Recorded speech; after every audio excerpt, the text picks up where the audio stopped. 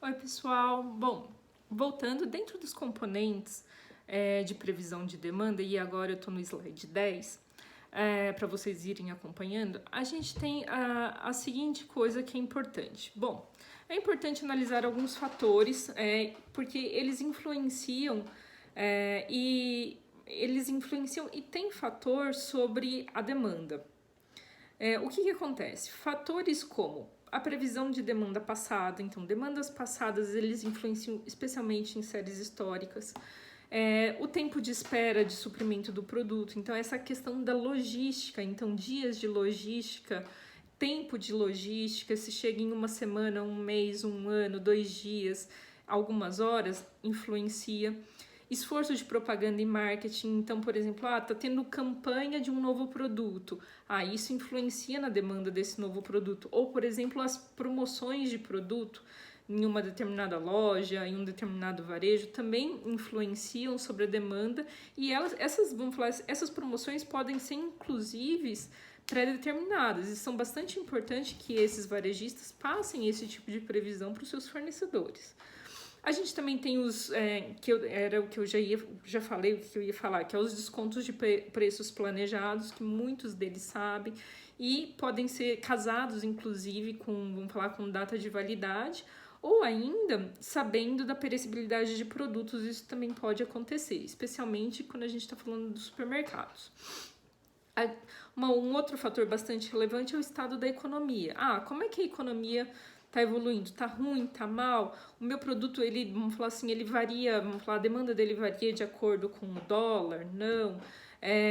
A inflação, o nível de emprego, o produto ou o serviço, ele tá vulnerável a isso? Se você é um prestador de serviços, não de primeira necessidade, quando existe uma situação de desemprego muito grande, a sua demanda pode ser afetada por isso? O que seria um exemplo bom para esse nível de servitização? Seria, por exemplo, contratação de serviços terceirizados de limpeza do carro, por exemplo, ou você deixa de ir lavar o seu carro fora para lavar você mesmo, ou deixar de lavar em função do nível de emprego. Então, esses locais que fazem esse tipo de serviço, não só a questão do estacionamento, podem ser afetados. O que seria, por exemplo, um outro tipo de produto ou serviço afetado? Isso eu queria que vocês respondessem em um questionário para mim, junto com o que está dentro do nível das atividades propostas. E a outra questão são as ações tomadas pelos concorrentes. Bom, se um concorrente faz uma campanha promocional ou uma campanha de marketing muito forte para divulgar um produto, pode ser que esse produto concorrente direto do seu produto ele venha a ganhar market share, então a sua demanda vai ficar retraída. Então, assim, a sua previsão de demanda acaba caindo porque não vai sair tanto.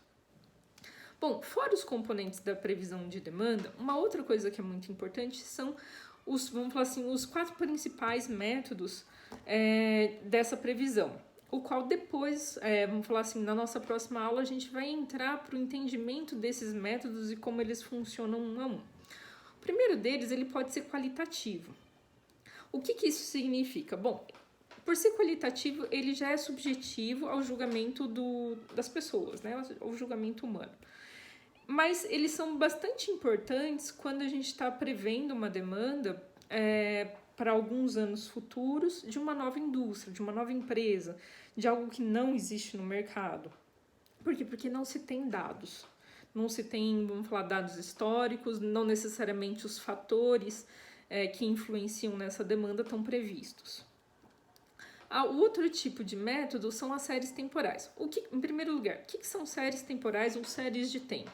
São as demandas históricas já previstas. Então, vocês têm um histórico daquilo que foi previsto versus o que foi vendido e vai verificando qual que é o erro padrão. Bom, a demanda passada, ela pode ser um bom fundamento para você prever as demandas futuras, especialmente em produtos que são estáveis, em indústrias que são maduras.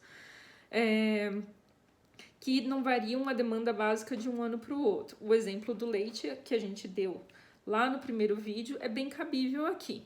E esses métodos, esse método de séries temporais, o erro padrão, como que eles se comportam, a gente vai ver na nossa próxima aula, ou nas nossas próximas aulas. E vamos falar assim, eles são bastante simples de implementar, eles são métodos matemáticos e que, vamos falar assim, apenas uma elaboração metodológica. Mas não são subjetivos e por isso que são considerados mais simples. Aí a gente tem o método causal, que ele junta o quê? A demanda ela é diretamente relacionada com fatores do ambiente.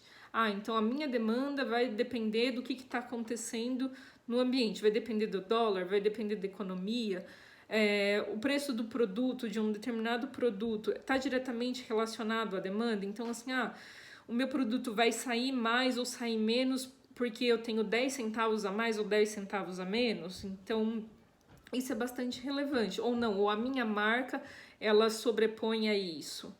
Ou a questão vamos falar assim, da demanda externa pelo mesmo produto que vai afetar o preço, vai afetar a minha demanda interna por ele. Vamos pensar na carne. Puxa, a gente teve aquele acontecimento da demanda chinesa que aumentou bastante por conta da peste suína que aconteceu lá e a dizimação, e foi um monte de carne embora no final do ano aqui no Brasil. O que aconteceu com a demanda da carne bovina, que é um produto que sai bastante aqui? A demanda, na verdade, vamos falar assim, a demanda foi toda para a China, e aí houve uma escassez de produto. Com essa escassez de produto vamos falar assim, para a nossa demanda interna, que é grande, vamos falar assim, a gente tinha um desequilíbrio entre oferta e demanda. E aí os preços subiram. Os preços da carne bovina no mercado subiram e os preços para compra de animais também subiram na questão do fornecedor, né? E isso acarretou com um aumento de preços. E a demanda continuava latente. Por quê? Porque ainda assim é a preferência do consumidor, embora tenha havido o quê? Um efeito de substituição pela carne de frango, pela carne de porco, por ovos e outras proteínas animais e vegetais. Bom, por último, a gente vai falar do método de simulação, que na verdade esse método ele combina os dois métodos anteriores, que é o método causal e o método das séries temporais. Por quê? Porque ele vai ver como que, vamos falar assim, uma promoção, por exemplo, que é feita, ela afeta a minha demanda ou não. Vamos falar, uma alteração que seria uma alteração de preço em 10% a mais ou 10% a menos. Se ocorreu aumentar o nível de desemprego, como que isso afeta a minha demanda ou não? E essas são simulações matemáticas que são feitas com base também em dados históricos, mas de fatores, em geral, ligados à cultura, à economia de um país ou uma conjuntura de um lugar. Bom, pessoal, aqui a gente encerra a metodologia e os componentes de previsão de demanda. No nosso próximo vídeo, ainda hoje, a gente vai falar da abordagem básica para previsão de demanda. Então, assim, quais que são esses, vamos falar assim, como é que acontece? O que é importante a gente ver para que a previsão de demanda aconteça de forma eficiente? Até daqui a pouco.